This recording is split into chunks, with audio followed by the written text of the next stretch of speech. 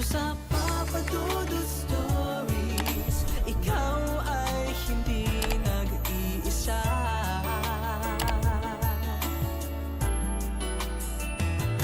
Dito sa Papa Dudut Stories, may nagmamahal sa'yo.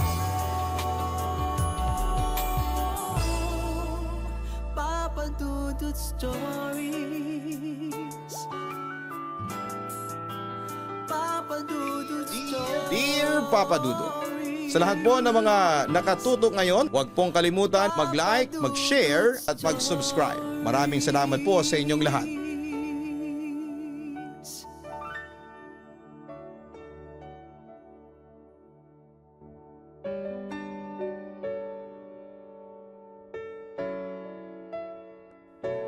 Dear Papa Dudut, just call me Neil. Matagal na po akong tagapakinig ng inyong programa. Sa katunayan ay kabisado ko na nga po ang inyong mga official channel, ang Papa Dudut at ang Kaistorya YouTube channel. Kaya nag-iingat po ako sa pakikinig sa mga nagnanakaw ng inyong content at agad ko pong nire-report. Isa po ako sa mga tahimik lang na nakikinig at hindi palaging nagko-comment. Pero palaging present tuwing tanghali o kaya naman ay sa gabi. Kahit pagod galing sa trabaho, ay pinipilit ko talagang maglaan ng oras para makinig sa mga kwento ninyo. Kasi sa totoo lang po ay doon ko nararamdaman na may nakakaintindi kahit na hindi naman tayo magkakilala ng personal. Sa ngayon po ay nagtatrabaho ako bilang isang regular na empleyado sa isang opisina. Hindi po bongga ang trabaho ko. Simple lang. May oras ng pasok, may oras ng uwi. Minsan ay routine na ang araw-araw. Minsan nakakapagod at minsan ay gusto mo na lamang umuwi at humiga. Pero kahit na ganoon ay nagpapasalamat pa rin ako kasi may trabaho ako. May nakakain at may bubong na tinutuluyan. Sa gabi kapag tapos na ang lahat, doon ko na lang binabalikan ang mga alaala ko. Lalo na yung mga hindi ko makakalimutan. Una ko po kayong narinig sa YouTube. May katrabaho po akong nanonood noon habang break time namin. Narinig ko ang boses ninyo, Papa Dudut. Kalmado lang at parang may kausap ka lang na kaibigan. Nagtanong ako kung ano ang pinapanood niya. Tapos ay sinabi niya na mga kwento raw po yun ng buhay. Sinubukan kong makinig sa pag-uwi ko at isang kwento lang sana pero nauwi sa sunod-sunod. Hanggang sa mga gabi na parang hindi na ako makatulog hanggat hindi ako nakikinig. Doon ko rin naisip na baka pwede ko rin ibahagi ang kwento ko. Kahit na hindi man may ere sa programa kundi para mailabas lang ang bigat na matagal ko nang daladala. Papa Dudut, ang ikakwento ko po ay parte ng buhay ko na hanggang ngayon ay malinaw pa rin sa isipan ko. Kwento ito ng pagkabata ko, ng pamilya ko, at ng mga bagay, Papa Dudut, na unti-unting nagbago sa mundo ko nang hindi ko namamalayan. Solong anak lamang po pala ako. Simula bata pa ako ay sanay na ako ang sentro ng atensyon sa bahay. Lahat ng gusto ko ay sinusubukan talagang ibigay ng magulang ko. Hindi man po agad-agad. Pero pinapangako nila na gagawin nila ang lahat ng paraan. Kaya siguro ay lumaki akong spoiled. Pero hindi ko rin naman yon sinasadya. Ganon lang talaga ang sitwasyon namin noon, Papa Dudut. Si Mami po ay isang housewife. Palagi siyang nasa bahay. Siya ang kasama ko mula umaga hanggang gabi. Siya ang naghahanda ng pagkain ko. Naghahatid at sumusundo sa akin sa school noong mga bata pa ako. At siya rin ang tumutulong sa akin sa mga assignments. Kapag may sakit ako ay siya ang hindi natutulog. Kapag may problema ako sa school, siya ang unang nakikinig. Sanay akong palaging may nag-aalaga at nag-aasikaso sa akin. Si Daddy naman po ay nag-o-office work. Araw-araw siyang umaalis ng maaga at umuuwi ng pagod. Minsan ay tahimik lamang siya kapag umuuwi at minsan ay nakangiti, minsan ay halatang pagod na pagod. Kahit na ganoon, kapag may oras siya, ay sinusubukan niyang makipaglaro sa akin o kausapin ako tungkol sa school. Hindi siya masyadong showy pero ramdam na ramdam ko ang pagmamahal niya sa akin sa paraan ng pagsusumikap niya para sa pamilya namin. Maayos po ang buhay namin sa syudad. May maayos kaming bahay, may maayos na routine sa araw-araw. Gigising ako sa umaga papasok sa school tapos pagkatapos ng klase diretso ako uwi agad. Hindi ako sanay maglaro sa labas. Wala ring masyadong batang kalaro sa lugar namin at karamihan sa mga kapitbahay namin ay matatanda o busy rin ang mga anak. Kaya madalas ay mag-isa lamang talaga ako. Sanay ako mag-isa sa kwarto at doon ako naglalaro. Doon ako nagbabasa. Doon ako nanonood ng TV. Doon ko rin natutunan na gawin ang mga bagay ng mag-isa. Kahit spoiled ako, naging independent din ako sa ibang bagay. Alam ko kung paanong aliwin ang sarili ko. Alam ko kung paanong maghintay. Alam ko kung paanong mag-enjoy kahit na walang kasama. Pagdating ko sa teenage years ay unti-unti akong naging curious sa mundo sa labas. Nagsimula akong magtanong ng mga bagay na dati ay hindi ko naman iniisip. Bakit ganito lang ang buhay ko? Bakit ako lang mag-isa? At bakit yung iba ay maraming kapatid? May mga kaklase ako na reklamo ng reklamo sa mga kapatid nila. Pero sa loob-loob ko ay naiinggit ako. Iniisip ko kung ano kaya ang pakiramdam na may kapatid na kausap mo sa bahay. May kaaway ka at may kakampi ka. Madalas ikwento ni Mami ang probinsya nila sa Bicol. Kapag gabi at tapos na ang lahat ng gawain ay uupo kami sa sala at mag-uusap. Doon niya ay kinikwento kung paano ang buhay nila noon. Maraming magkakapatid at sama-samang kumakain at sama-samang natutulog. Sama-samang nagtatrabaho sa bahay.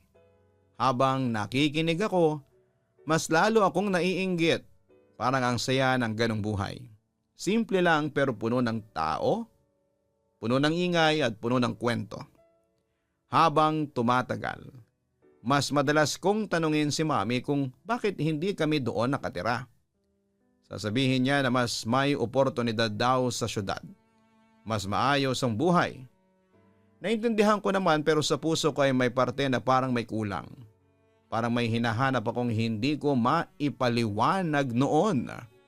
Isang araw habang nag-uusap kami ni Mami sa sala, ay bigla niyang iminungkahi na magbakasyon daw muna ako sa Bicol, Papa Dudut. Ang sabi niya ay bakasyon naman sa school at magandang pagkakataon daw yon para makilala ko ang side ng pamilya niya. Nung una ay nagdadalawang isip talaga ako at sanay ako sa syudad. Sanay ako sa kwarto ko, sa tahimik na paligid, sa routine na araw-araw. Naisip ko agad na baka hindi ako mag-enjoy. Baka mabagot ako. Baka mahirapan akong makisama. Pero sa kabilang banda ay may excitement din akong nararamdaman. Kwento kasi ng kwento si Mami tungkol sa probinsya, tungkol sa mga kapatid niya at mga anak nila. Doon ko unang naisip na makakakilala ako ng mga pinsan at baka yun na yung pagkakataon na maranasan ko ang buhay na matagal ko nang iniisip. Maaga kaming bumiyahe, madilim pa lamang ay gising na kami. Tahimik ang kalsada nang umalis kami ng syudad at habang tumatagal ang biyahe ay unti-unting nagbabago ang paligid. Nawawalang matataas na gusali at napapalitan ng mga puno at malalawak na tanawin. May mga bukid sa gilid ng kalsada at mas maluwag ang daanan. Tahimik pero buhay ang paligid. Nakatingin lamang ako sa bintana. Pinagmamasdan ang mga nakikita ko. Iba ito sa mga nakasanayan ko pero hindi siya nakakatakot. May kakaibang gaan sa pakiramdam ko habang papalayo kami sa syudad. Pagdating namin sa Bicol, dumiretso kami sa bahay ng lola ko. Ang bahay niya ay hindi kalakihan Pero ramdam agad na maraming alaala ang nakapaloob doon. Kahoy ang karamihan sa bahagi ng bahay. May malawak na bakuran sa harapan at may mga halaman sa paligid. Hindi ito katulad ng bahay namin sa syudad na may bakod sa gate. Dito ay bukas ang paligid. May mga upuan sa labas at may mga puno na nagbibigay lilim. Pagbaba pa lamang namin ng sasakyan, sinalubong na kami ng lola ko. Mahigpit ang yakap niya kay mami at agad din niya akong niyakap. Ramdam ko kaagad ang init ng pagtanggap niya kahit na hindi naman kami madalas na magkita. Isa-isa ko ring nakilala ang mga pinsan ko, Papa Dudut. Marami po sila. May mas matanda sa akin, may kaedad ako at may mga mas bata. Hindi ako sanay sa ganitong dami ng tao sa bahay. Sa una ay tahimik lamang ako. Nakaupo lang ako sa isang sulok habang sila ay nagtatawanan at nagkwekwentuhan. Maingay sila pero hindi nakakairita. May sigla ang boses nila. May kwento sila tungkol sa mga ginagawa nila sa pang-araw-araw. Nakikinig lamang ako at paminsan-minsan ay tinatanong nila ako tungkol sa buhay sa syudad. Nahiya ako noong una pero habang tumatagal ay unti-unti akong sumasagot at sumasabay sa usapan. Maraming bagay ang unang beses kong nagawa doon sa probinsya. Isa na doon ay ang pag-akyat ng puno. Hindi ko po akalain na kaya ko pala. Tinuruan ako ng isa sa mga pinsan ko kung paanong humawak at kung saan ilalagay ang paa. Noong una ay nanginginig ang mga tuhod ko pero nang makaalis na ako sa lupa at makita ko ang paligid mula sa itaas ay may tuwang pumasok sa dibdib ko. Pagbaba ko, pinagtawanan nila ako dahil sa itsura ko pero hindi yun nakakahiya. Bagkos ay masaya ako. Namitas din kami ng mangga diretso mula sa puno at hindi tulad sa syudad na binibili lamang sa tindahan. Dito ay aakyat ka, pipitasin mo tapos ay kakainin mo kaagad. May mga pagkakataon na hinahabol kami ng matatanda kapag napapasobra kami ng pamimitas. Pero nauuwi lang din sa tawanan. Tumakbo rin kami sa bukid hanggang sa mapagod kami. Hindi ko namalayan na kaya ko palang tumakbo ng ganong katagal. Sa syudad ay bihira akong maglaro sa labas. Dito ay halos buong araw kaming nasa labas. Madalas din kaming pumunta sa ilog. Hindi kalayuan mula sa bahay ng lola ko. Doon po kami naliligo. Tumatalong kami sa tubig, nagtatawanan at nagkwekwentuhan kami kahit basang-basa na. Nakaupo kami sa mga bato. Pagkatapos ay nagpapahinga at nag-uusap tungkol sa kung ano-ano. Walang oras na iniisip. Walang iniintinding gawain. Doon ko unang naramdaman ang saya ng probinsya. Yung saya na simple lang, pero totoo. Yung saya na hindi mo kailangang bilhin. Habang tumatagal ang bakasyon ko, mas nagiging komportable ako sa paligid. Hindi na ako nahihiya sa mga pinsan ko. Natutunan ko ang mga ginagawa nila araw-araw. Gumigising ng maaga, tumutulong sa bahay tapos ay lalabas para maglaro. Sa gabi naman ay sasamahang kumain at nagkwekwentuhan. May ingay, may tawanan, may kwento. Ito yung buhay na dati ko lang naririnig kay mami. Pero ngayon, nararanasan ko na mismo. Papadudot sa mga panahong yon, akala ko yun na ang pinakamasayang parte ng bakasyon ko. Akala ko yun na ang dahilan kung bakit ako dinala doon. Hindi ko pa alam na sa lugar ding yon, magsisimula ang mga karanasang magpapabago sa pananaw ko sa mundo. Papadudot, isang hapon na abala ang mga pinsan ko. May kanya-kanya silang ginagawa. Yung iba ay inutusan sa bahay, yung iba naman ay may pinuntahan kasama ang mga kaibigan nila. Naiwan ako sa bahay ng lola ko na walang makasama. Hindi naman ako nabagot pero hinahanap ng katawan ko yung ginagawa namin sa araw-araw. Kaya naisipan kong pumunta na lamang ulit sa ilog. Mag-isa lamang ako noon. Hindi ako nagpaalam ng matagal. Sinabi ko lang na lalabas ako sandali. Sanay na rin naman sila na madalas akong nasa labas kasama ang mga pinsan ko. Habang naglalakad ako papunta sa ilog ay napansin ko na tahimik ang paligid. Walang mga batang naglalaro. Walang nagtatawanan. Ang maririnig mo lang ay yung normal na tunog ng probinsya na nakasanayan ko na sa mga nakarang araw. Pagdating ko sa ilog, tumigil muna ako saglit. Naupo ako sa gilid at nagtanggal ng tsinelas. Doon ko siya nakita. May babaeng naglalaba sa ilog. Hindi ko siya kaagad napansin dahil nakayuko siya. May dala siyang palanggana at maayos niyang nilalabhan ang mga damit. Nakaduster siya. Yung karaniwang suot ng mga babae sa probinsya. Hindi siya mukhang bago sa lugar. Akala ko nga noong una isa lang siyang kamag-anak ng kapitbahay o baka isa sa mga kilala ng lola ko. Lumapit ako ng kaunti pero hindi ko siya tinawag kaagad. Tinitigan ko muna siya mula sa kinakatayuan ko. Napansin niya ako at tumingin siya sa akin. Ngumiti siya at tinanong kung maliligo ba raw ako. Tumango lamang ako at sinabi kong oo. Nagpakilala siya. Ang sabi niya ay Marina raw ang pangalan niya. Hindi ko na tinanong kung taga roon ba siya o kung kanino siya nauugnay. Bata pa ako noon at natural lang sa akin ang makipag-usap kahit kanino. Naupo ako sa malapit at nagsimula kaming magkwentuhan ng saglit. Tinanong niya kung nagbabakasyon lang daw ba ako roon. Sinabi ko na oo. At galing ako sa Maynila. Tinanong din niya ako kung nag-i-enjoy ba ako sa probinsya. Sinabi ko na masaya at maraming bago para sa akin. Hindi naman humaba ang usapan namin at simple lang. Walang kakaiba sa tono ng boses niya. Normal lang ang kilos niya at matapos nga ang ilang sandali papadudot ay sinabi ko na maliligo na ako.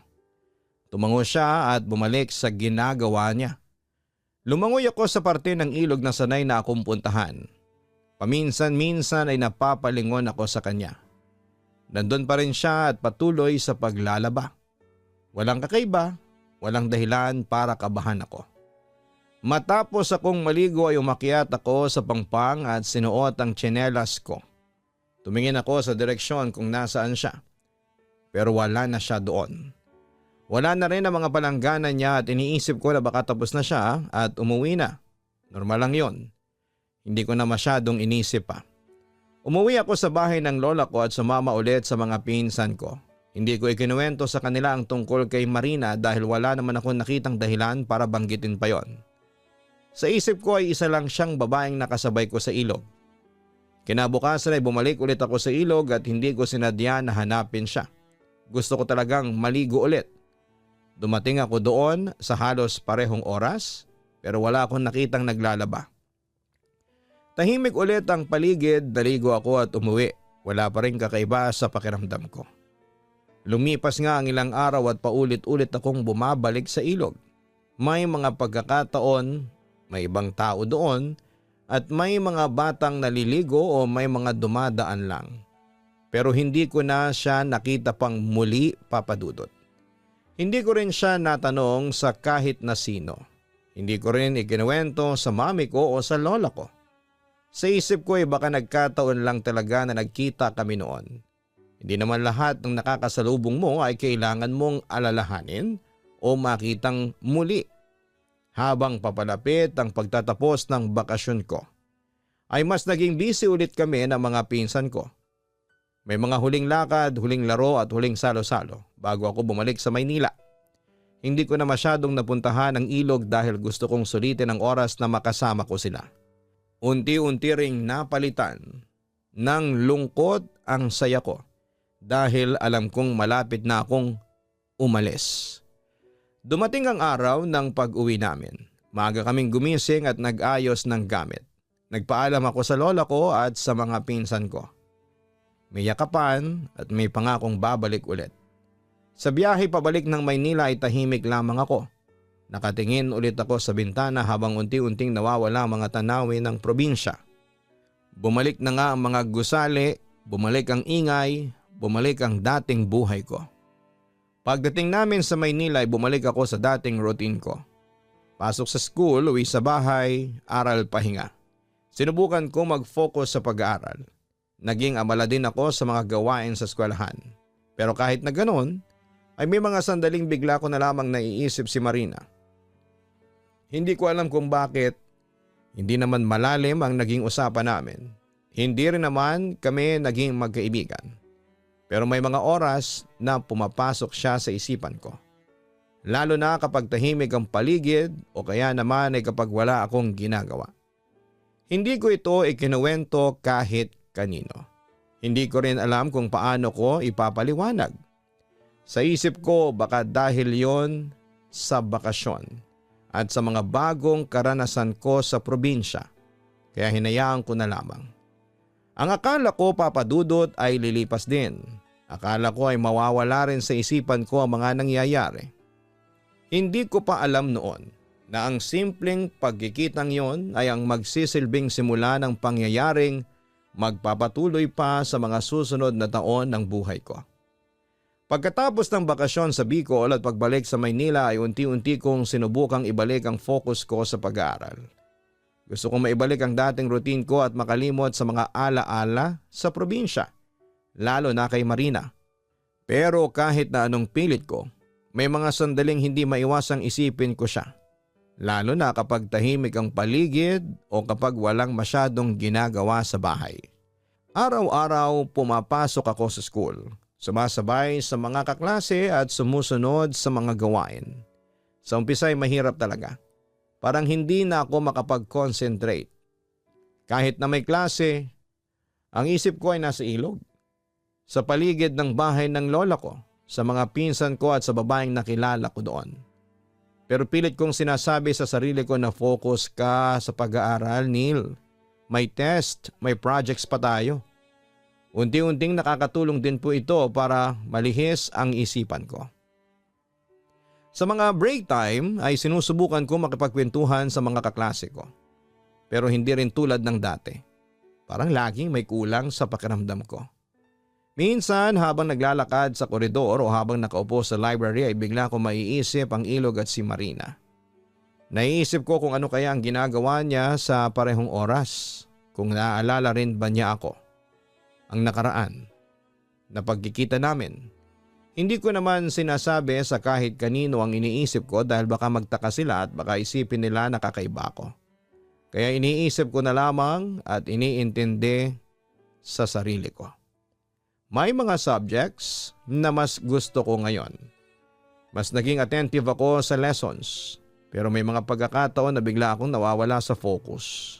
Halimbawa habang ang guro ay nagtuturo. Bigla ko maalala ang probinsya namin na nagtatawanan kami ng mga pinsan ko sa ilog o yung simple lang na mga bagay tulad ng pagtapik ng tubig, pakiramdam ng lupa sa paa habang tumatakbo sa bukid, o yung amoy ng mga halaman sa paligid. Kahit na hindi ko na nararanasan yon sa syudad, nananatili yon sa isipan ko. At may pagkakataon ding nadadagdagan ng responsibilities ko sa school, projects, group works at iba pang mga activities. Kailangan kong makipag-ugnayan sa mga kaklase ko at makisabay sa takbo ng klase. Nakakatulong po ito para hindi masyadong mag-isip tungkol sa Bicol.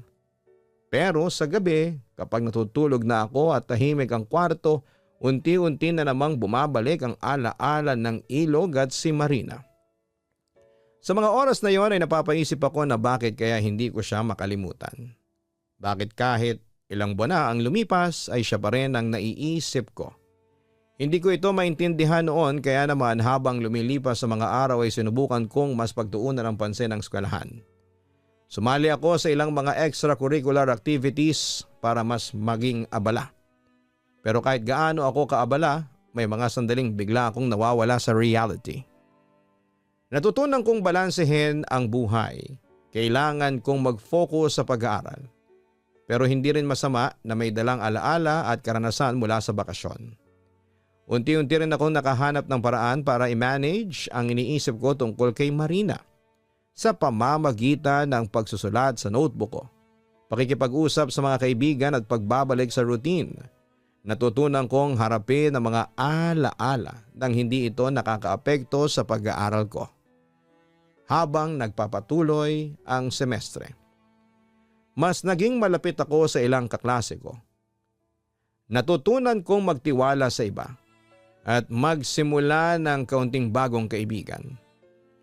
Ngunit kahit na ganoon ay may parte sa isipan ko na laging nagbabalik sa Bicol. Hindi ko pa rin maiwasang isipin ang simpleng araw na yon sa ilog at ang babaeng nakilala ko doon. Nang sumunod na taon ay hindi ako nakapagbakasyon sa probinsya. Naging abala si Daddy sa trabaho niya at halos wala na siyang pahinga. Madalas siyang umuwi ng late at pagdating sa bahay ay halatang pagod na pagod. Si Mami naman ay ayaw akong bumiyahing mag-isa kaya naman napagdesisyonan nilang manatili na lamang kami sa Maynila sa summer vacation. Nalungkot ako noon, Papa Dudut. Hindi ko ikakaila. Ibang-iba pala kapag minsan mo nang naranasan ang saya ng probinsya tapos ay bigla kang babalik sa dating tahimik at paulit-ulit na routine ng syudad. Habang papalapit ang summer, pakiramdam ko ay may kulang. Kahit nag-aaral ako, kahit may ginagawa akong iba, ay may parte sa akin na gustong-gusto nang bumalik doon. Hindi ko man aminin pero kasama sa dahilan ang pag-asang baka makita ko ulit si Marina. Kahit na hindi ko rin maipaliwanag kung bakit lumipas ang isang taon na ganun lang ang takbo ng buhay ko. School, bahay, kaunting galat, tapos balik ulit sa dating ikot. Hanggang sa sumunod na summer, doon na kami muling nakabalik sa probinsya. Sa wakas ay nakapagbakasyon na ulit kami at pare-pareho kaming excited ang mga pinsan ko dahil kakatapos lang namin ang senior high. Iba ang saya, iba ang ingay, iba ang kwentuhan at pagdating pa lang namin sa bahay ng lola ko, sinalubong na agad ako ng tawanan at iyakapan. May mga pinsan akong matagal ko rin hindi nakita, may tumangkad, may nagbago ang boses at may mas naging makulit pa. "Hoy Neil, tagal mong hindi nagpakita," sabi ng isa kong pinsan sabay tapik sa balikat ko. "Siyudad boy ka na talaga," biro naman ang isa. "Hindi sagot ko habang tumatawa. Busy lang sina Daddy talaga. Nagkwentuhan kami tungkol sa school, sa mga plano namin sa kolehiyo at sa mga kalokohang nagawa noong senior high. May halong asaran, may tawanan at may kaunting seryosong usapan tungkol sa future. Bumalik din kami sa mga ginagawa namin noon. Umakyat muli kami sa mga puno kahit mas maingat na ngayon. May ilan pa ring mga nadudulas, may natawa at may napagalitan ng matatanda. Pero masaya pa rin. Dumating ang isang gabi na wala kaming magawa. Ang ibang pinsan namin ay nagiinuman sa bandang likod ng bahay kasama ang mga kaibigan nila. Kami namang mas bata ay nakaupo lang at nag-uusap. Hanggang sa may nagbiro na pumasok kami sa gubat. Nung una akala ko ay biro lang. Pero habang tumatagal ang usapan ay parang nagiging seryoso ang plano. Bilang pinakamatanda sa grupo namin ako ang medyo nagdadalawang isip. Pero sa huli sumama pa rin ako. Naisip ko baka wala lang, baka simpleng lakad lang. Pero mali pala ako. Pumasok kami sa makapal na kakahuyan na may dalang isang cellphone at flashlight. Tahimik ang paligid at mabigat ang pakiramdam ko habang naglalakad kami. May mga pinsan akong biglang humihinto at may tinuturo sa malapit sa mga puno. May nakita raw silang gumagalaw sa itaas, parang malaking ibon. Tapos bigla itong nawala sa paningin namin. May isa akong pinsan na biglang naglakad papalayo. Parang may sinusundan. Tinawag namin siya pero hindi siya sumasagot. Bilang pinakamatanda, hindi ko kayang iwanan siya kaya sinundan namin. Habang papalayo kami ay may mga pinsan akong nagsisimula ng matakot. May mga babaeng pilit akong hinihila pa uwi. Sinasabing tama na raw, gusto na ring bumalik noon. Pero ayaw kong iwan ang pinsan naming nauna. Mali ang naging desisyon ko.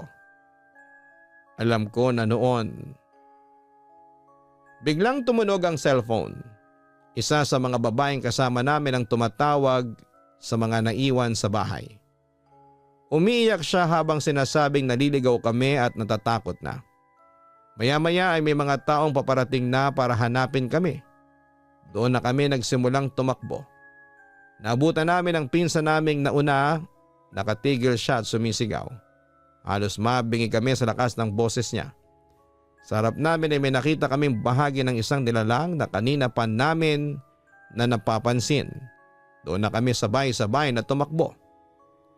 Habang tumatakbo kami ay may naririnig kaming malalakas na tunog sa likuran. Parang may sumusunod sa amin pero lumilipad. Halos hindi na kami makatakbo sa takot. Nang bigla akong mapatingin sa itaas at doon ko siya nakita.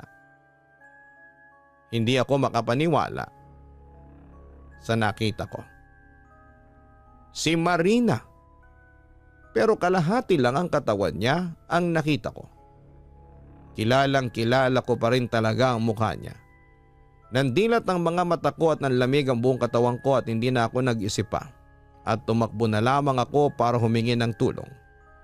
Iniwan ko ang ilan sa mga pinsan ko kasama ang isa naming pinsan na mas matapang. Hindi nga nagtagal ay nasalubong ko ang grupong naghahanap sa amin. Dinala ko sila sa kinakaroonan ng mga pinsan ko.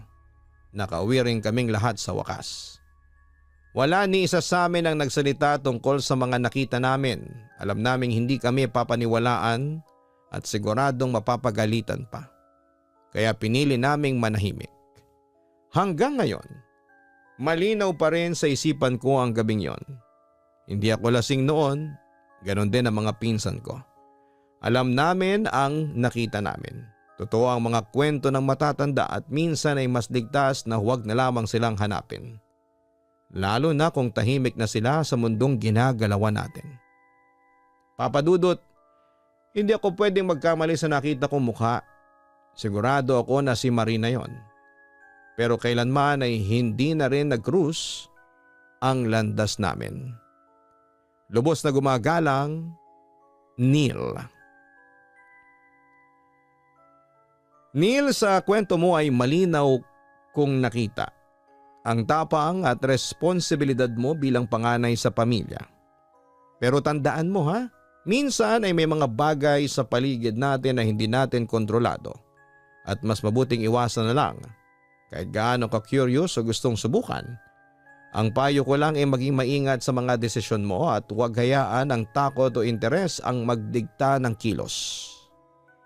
Ang konklusyon ko, totoo ang mga kwento ng matatanda, may mga nilalang at pangyayari na hindi natin nakikita araw-araw.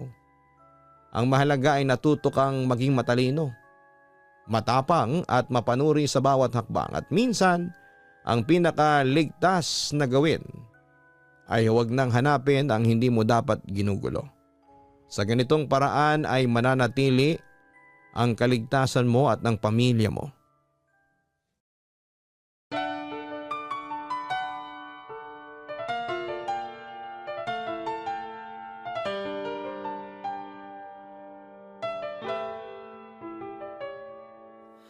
Ang buhay ay mahiwaga, laging may lungkot at saya.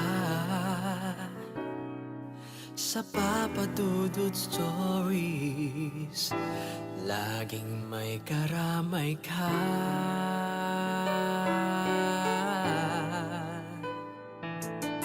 Mga problemang kaibigan, dito ay pakikinggan ka. Sa Papa Dudut Stories, kami ay iyong kasama. Dito sa Papa Dudut Stories, ikaw ay hindi nag-iisa.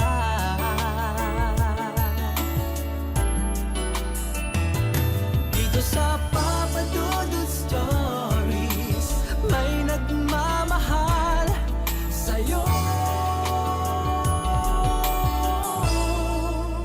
Papa Dudut Stories, Papa Dudut Stories.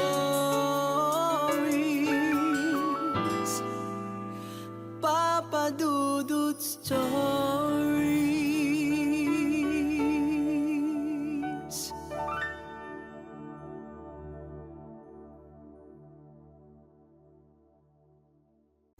Dito sa